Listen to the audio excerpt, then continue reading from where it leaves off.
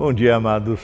Seguindo em nossa leitura no Evangelho de Mateus, chegamos hoje ao capítulo 14. Tirando o relato da morte de João Batista pelo tetrarca Herodes, nos versos 1 a 12 deste capítulo, nos versículos restantes temos o relato de dois grandes milagres, a saber, a primeira multiplicação dos pães, os 5 pães e 2 peixes, e a história de quando Jesus caminha sobre a água.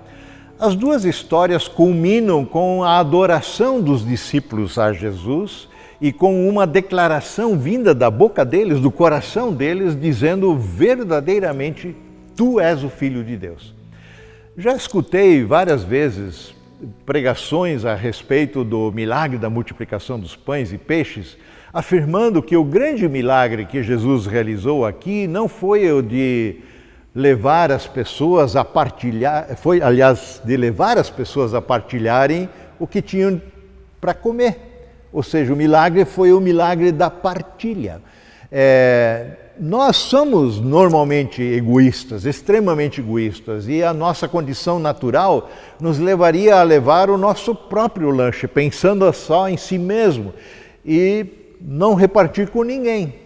Contudo, o relato nos deixa perceber que esse encontro da multidão com Jesus não foi um encontro previamente programado, agendado, para o qual as pessoas viessem sabendo que passariam muito tempo num lugar deserto, sem recurso algum para prover comida. Esse encontro com Jesus foi completamente casual, não programado. Mateus nos conta que logo que Jesus ouviu a notícia da morte de João Batista, ele partiu de barco para um lugar isolado assim, a fim de ficar sozinho. Vejam que Jesus, na verdade, nem buscava ter um encontro com aquela multidão. Ele queria ficar sozinho, e isso significava para ele orar. Contudo, segue no verso 13, as multidões, porém, descobriram para onde Jesus ia e o seguiram a pé, vindas de muitas cidades circundando o mar, o lago.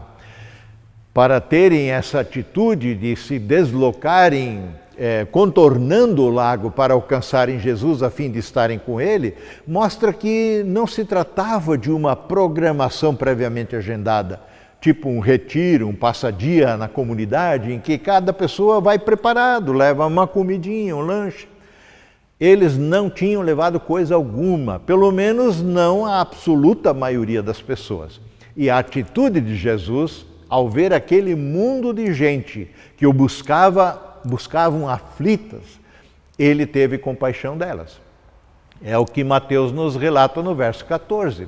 Quando Jesus saiu do barco, viu a grande multidão, teve compaixão dela e curou os enfermos.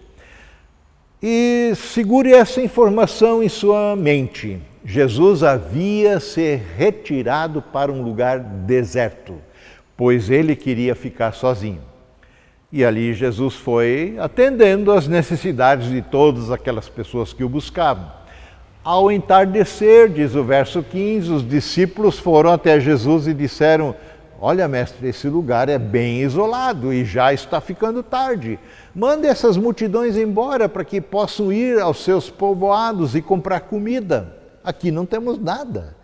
Vejam que os próprios discípulos de Jesus perceberam o drama das pessoas que passaram o dia correndo atrás de Jesus e agora o dia estava chegando ao seu final e as pessoas continuavam ali sem recurso algum para matarem a sua fome.